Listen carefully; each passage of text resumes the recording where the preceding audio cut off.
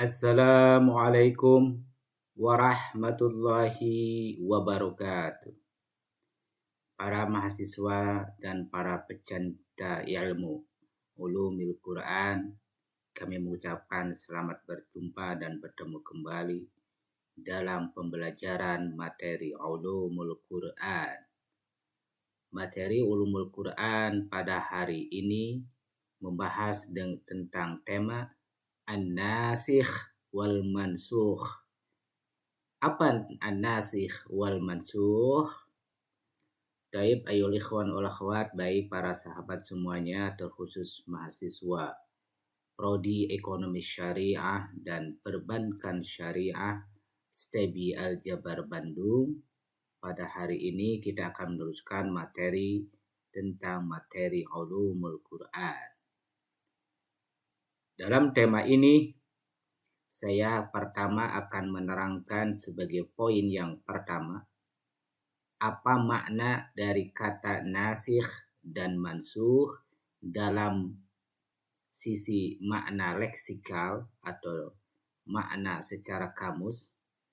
Dalam kamus bahasa Arab klasik yang sering digunakan di beberapa universitas negeri Arab, diantaranya Al-Azhar maupun universitas lainnya, yaitu bernama Lisanul Arab.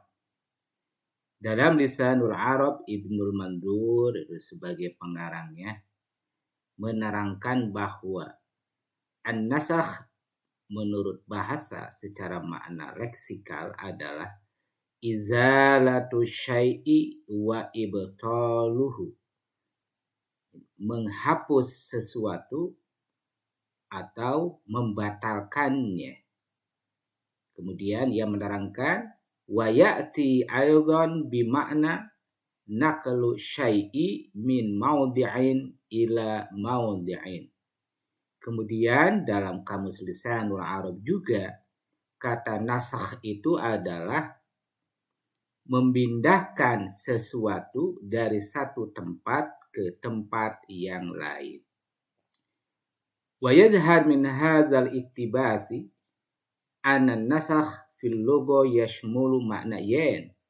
Maka dari penjelasannya Ibnul Manzur dalam Lisanul Arab didapat 2 poin. Yang pertama, an-nasakh itu adalah al-izalah wal ibtal, penghapusan dan pembatalan. Adapun makna yang kedua adalah an-naqal wal intisakh, pemindahan dan penyalinan. Sekali lagi kami jelaskan bahwa nasakh itu menurut makna leksikal ada 2. Yang pertama adalah al-izalah wal ibtal, penghapusan dan pembatalan. Adapun makna yang kedua adalah an-naqal wal intisakh, pemindahan dan penyalinan. Sementara dalam kamus Al-Muhit yang ditulis Al-Fairuz Abadi, yaitu nasakh ini adalah nasakha asy-syai'a yansahuhu naskhan au azalahu wa baddalahu bi ghairihi. Artinya menghapus sesuatu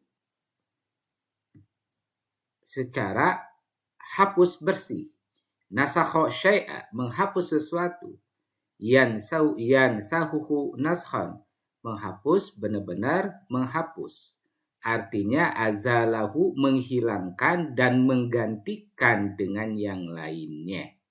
Jadi menghilangkan dan menggantikan dengan yang lainnya. Itu tertera di dalam kamus Al-Muhit. Adapun dalam kamus yang lain, yaitu dalam kamus Tajul Arus yang ditulis oleh Az-Zabidi, mengatakan nasakh itu adalah an-naskhu ya'ti bima'nal ibtal wa ya'ti bima'nal kitabah wan naqal. Nasakh itu artinya adalah pembatalan dan juga artinya adalah penulisan dan pemindahan. Dari ketiga kamus ini baik dari Lisanul Arab maupun dari kamus Al-Muhit dan dalam kamus Tajul Arus, maka dapat disimpulkan ittafaqatil ma'ajimu al-klasikiyah ala anna lafdun nasakh yatadhamman. Jadi ya, kamus-kamus yang dari kami baca, maka kata nasakh ini adalah isinya atau artinya adalah ada dua. Yang pertama adalah al-ibtal wal izalah, ka-ibtalul hukm. Pembatalan dan penghapusan seperti hanya penghapusan hukum. Atau logikanya, hukum atau ketentuan di era Presiden A akan diganti atau dihapus dan atau dibatalkan dengan Presiden B, yakni presiden setelah Presiden A. Begitulah arti sederhana. Adapun makna yang kedua adalah an-naqal wan naskhu al-kitabi. Kanaskhil kitabi min sahifatin ila ukhra. Pemindahan dan penghapusan tulisan. Seperti hanya penghapusan tulisan dari satu halaman ke halaman yang lain. Wahadzal makna yani, jadi dua makna inilah yaitu ya terkandung dalam makna an-nasakh ini adalah huma al-asas alladhi buniya alai istilahun nasi wal mansukh fi ulumil Qur'an. Dari kedua makna inilah dasar utama dibangun definisi nasikh dan mansukh dalam ulumul Quran atau dalam kajian Al-Quran. Poin yang pertama. Poin yang kedua, kita akan mengenal ta'rif nasikh wal mansukh inda ulama il-Qur'ani wa usulit tafsir. Kita akan mengetahui bagaimana definisi nasikh dan mansukh menurut pakar ilmu Al-Quran maupun pakar usul tafsir. Yu'addu al-istilahu akasaru dabtan minal ma'na al-lughawi. Id yashtaritu fihi at-tartibu zamani wa wurudu dalilin mutaakhirin yarfa'u hukman sabiqan. Definisi itu adalah atau definisi itu merupakan kecermatan pendekatan lebih pasti tentang makna daripada secara lugawi, secara makna leksikal. Karena persyaratannya itu adalah persyaratannya penentuan nasikh wal mansukh itu adalah satu adalah tentang tartibuz zaman, tentang penyesuaian waktu. Dan yang kedua adalah tentang adanya hukum atau dalil yang terakhir. Artinya ada lagi dalil yang baru karena ada dalil yang terakhir. Begitu. Nanti akan kita lihat. Nah, untuk definisi nasikh wal mansukh ini ada beberapa ulama. Di antaranya yang kami tukil adalah pendapatnya adalah seperti yang disampaikan oleh Imam Az-Zarkashi. Imam Az-Zarkashi yang menulis kitabnya Al-Burhan fi Ulumil Quran, ia mengatakan atau mendefinisikan ulumul Quran itu adalah mendefinisikan an-nasakh dan mansukh itu adalah raf'ul hukmi syar'i bidalilin syar'iyyin mutarakhin anhu. Definisinya adalah menghapus suatu hukum syar'i dengan hukum yang ada selanjutnya. Ya, kalau menghapuskan, nasikh kan menghapus yang lama, mengganti yang baru. Begitu. Itu tertulis dalam kitabnya Al-Burhan. Sekali lagi, Az-Zarkashi itu adalah menghapus suatu hukum dengan hukum yang ada atau yang datang setelahnya. Adapun menurut ulama yang kedua yaitu oleh Imam As-Suyuti di dalam kitabnya Al-Itqan fi Ulumil Quran mengatakan nasakh itu adalah definisinya bayanu intihai muddatil hukum. Keterangan tentang berakhirnya sebuah hukum. Itu menurut Al-Imam As-Suyuti. Adapun menurut Imam Al-Juwaini di dalam kitabnya Al-Burhan fi Usulil Fiqh mengatakan an-nasakh khitabun yadullu ala raf'i hukmin syar'iyyin bi khitabin mutaakhirin.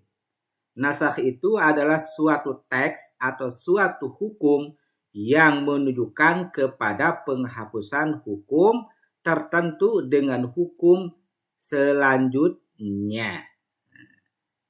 Adapun menurut yang lain, dalam hal ini Al-Amidi dalam kitabnya Al-Ihkam fi Usulil Ahkam, ia mendefinisikan nasakh itu adalah raf'ul hukmi bidalilin mutarakhin la lintifa'i syartin aw liwujudin mani'in. Definisinya adalah menghapus sebuah hukum dengan hukum yang ada selanjutnya, bertujuan bukan untuk menafikan syarat tentang keberadaan hukum atau tentang keberadaan larangan, bukan itu.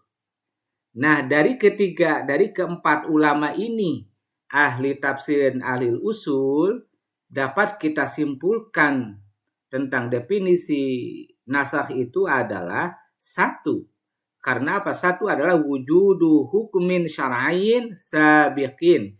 Adanya sebuah hukum yang lalu, yang telah ada hukum. Yang kedua adalah wurudu dalilin syar'iyyin lahikin. Adanya hukum yang baru, yang telah ada setelahnya. Itu satu. Ada hukum yang baru. Pertama adalah ada hukum yang lama. Kedua ada hukum yang baru. Itu berakulah nasakh, penghapusan. Adapun yang ketiga adalah qiyamud dalilil jadidi bi raf'il hukmil awal au taghyirihi. Jadi ada ketiga adalah pembentukan atau adanya hukum yang baru dengan menghapus hukum yang pertama. Tadi sebagaimana kami jelaskan di pertama adalah menghapus hukum yang pertama, menetapkan hukum yang kedua. Jadi ada dua hukum.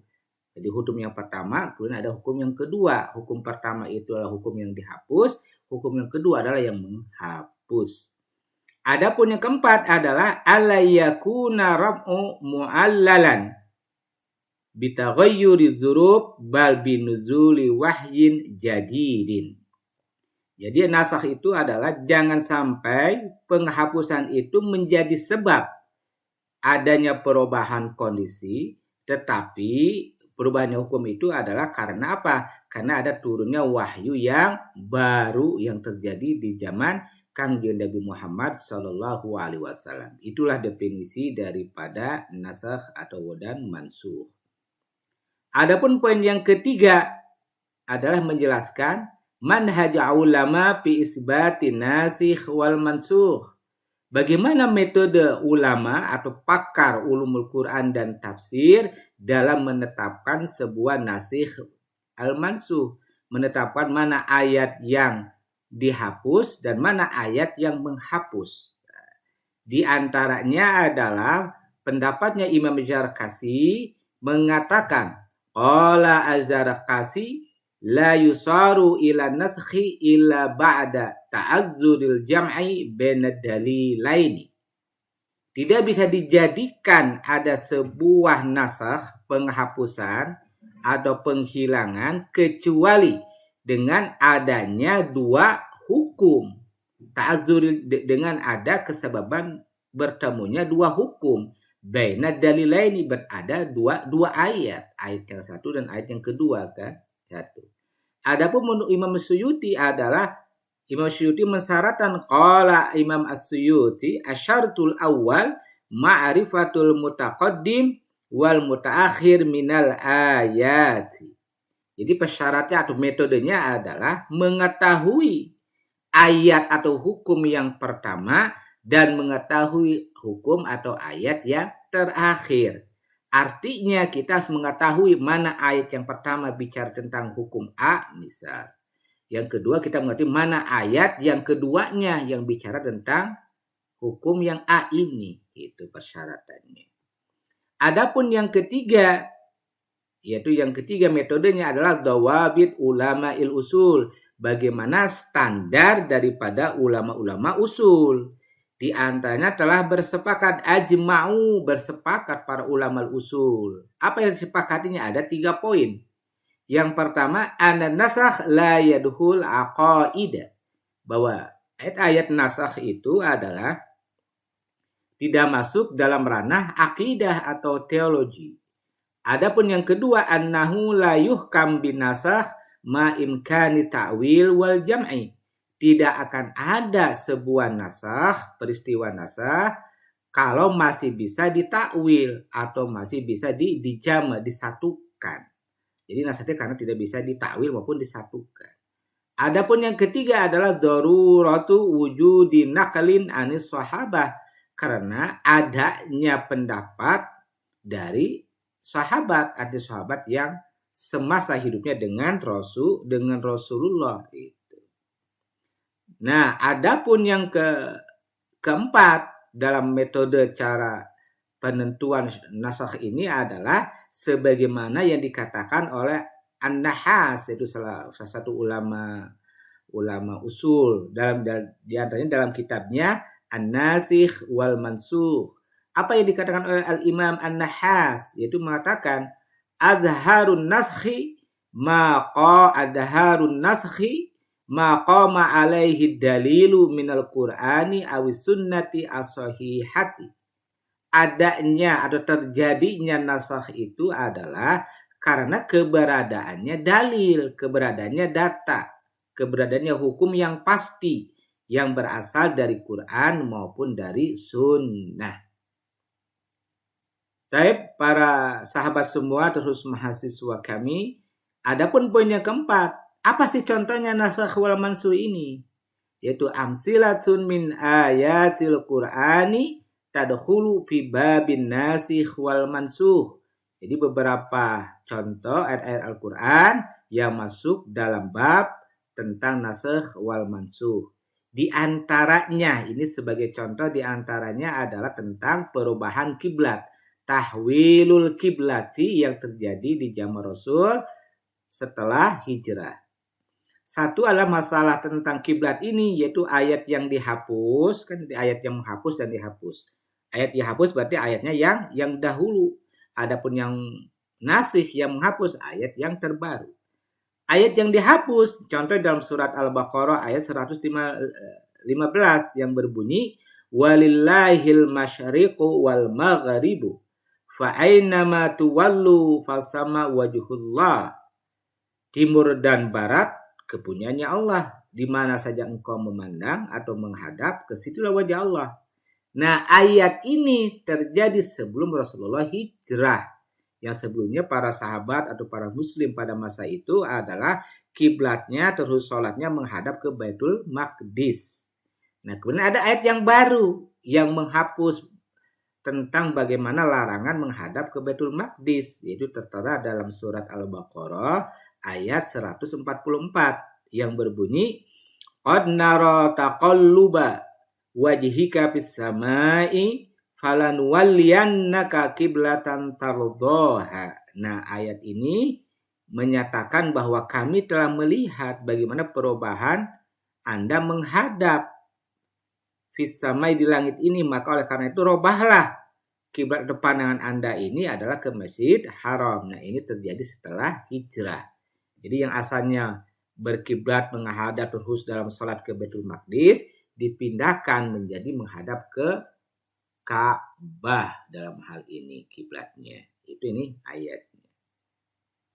Nah, dalam contoh ini dikatakan Imam Ibnu Al-Jauzi mengatakan hadhil ayatu mansukhatun bi ayati tahwilil qiblah.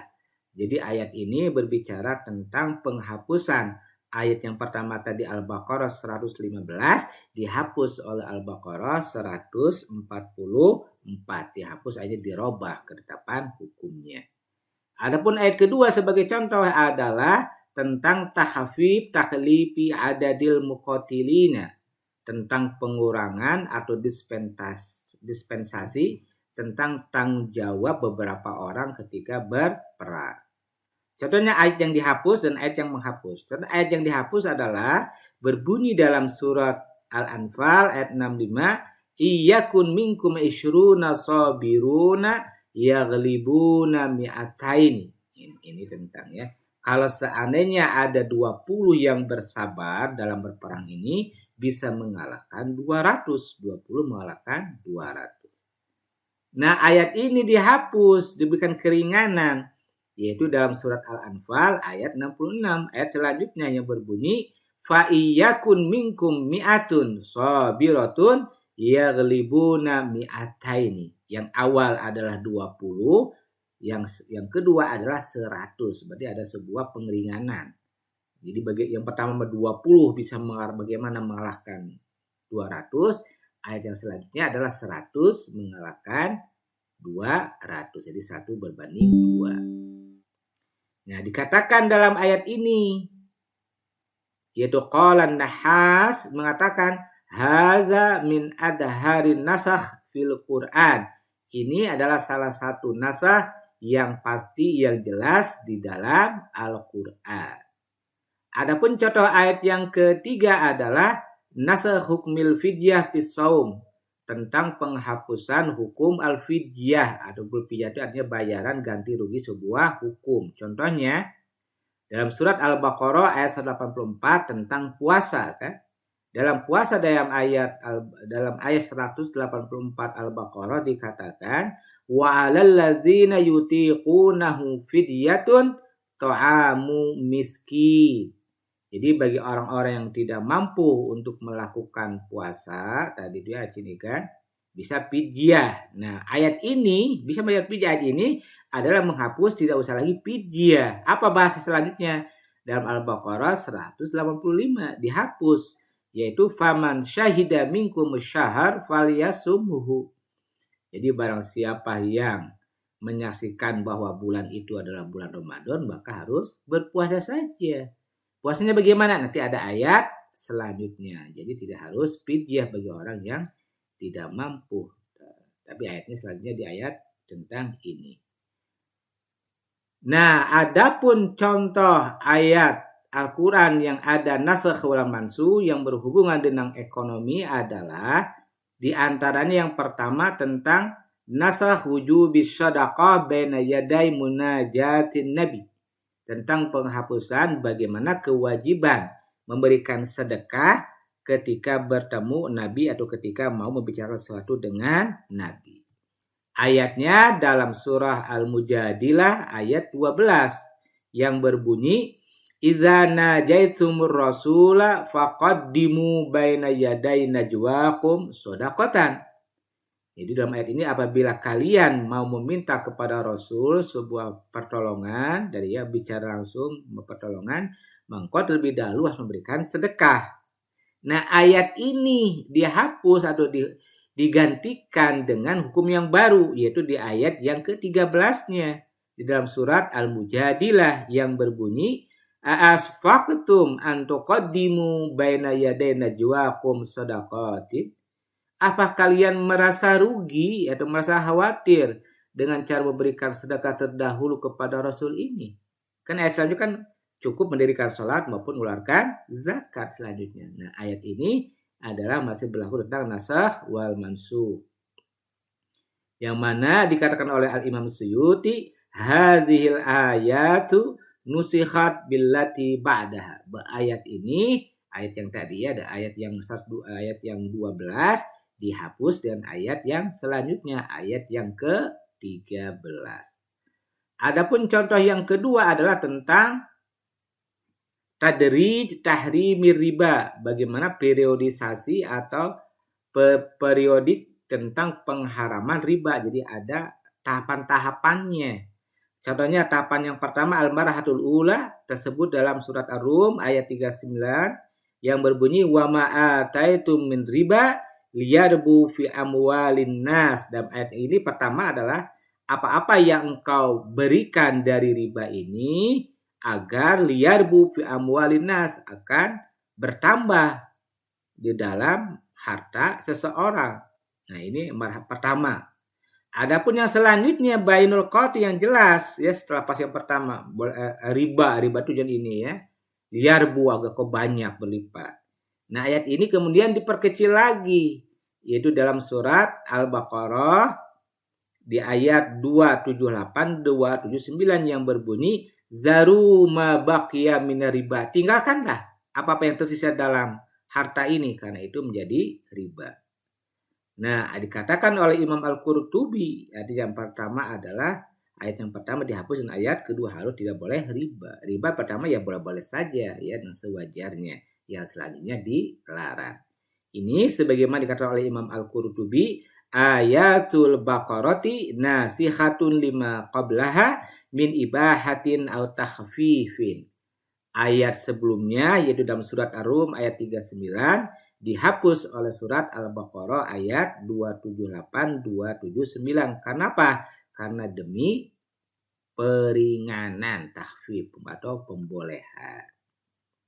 Adapun contoh yang kelima yaitu tentang penghapusan kewajiban harus berwasiat bagi orang yang mau meninggal, terkhusus berwasiat kepada lil walidaini wal aqrabin atau lil walidina wal aqrabin. Bagaimana harus berwasiatnya seorang orang tua maupun yang terdekat kepada anak-anaknya. Harus kan yang pertama, yang selanjutnya dia tidak harus berwasiat. Nah, ayat yang pertama adalah berbunyi dalam 180 Al-Baqarah, kutiba alaikumul wasiyah intinya ya.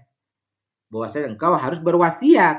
Nah, ayat ini adalah bagi orang yang mau meninggal harus berwasiat. Ayat ini dihapus, tidak mesti harus berwasiat gitu. Dihapus oleh surat An-Nisa ayat 11 dan ayat 12 yang berisi tentang ayatul mawaris allati rufi'at wujubul wasiyah lil wirsa. Tentang adanya pembagian waris saja, tidak harus wasiat. Kalau nanti bapak meninggal, anak yang A dapat sekian, anak B dapat sekian. Nah, tidak harus berwasiat, yang penting langsung diatur dalam hukum pembagian waris. Nah, sebagaimana dikatakan oleh Imam Al-Jauzi, hadhil ayatu mansukhatun bi ayatil mawaris. Ayat ini dihapus dengan adanya hukum waris. Baik, ayul ikhwan wal akhwat, baik para sahabat semuanya, para mahasiswa prodi ekonomi syariah maupun perbankan syariah dan para pecinta ilmu Quran, sampai di situ dahulu kami menjelaskan tentang nasakh wal mansukh. Oleh karena itu silakan Anda konklusikan atau buat resume dari presentasi dari pemaparan tentang nasakh wal mansukh, baik dari sisi bahasa, etimologi maupun dari sisi definisi dan bagaimana para ulama berpendapat serta bagaimana metode penentuan tentang nasakh wal mansukh. Baik, mungkin itu yang bisa kami sampaikan tentang penyampaian materi ulumul Quran yang berjudul nasakh wal mansukh. Kami akhiri, wassalamualaikum warahmatullahi wabarakatuh.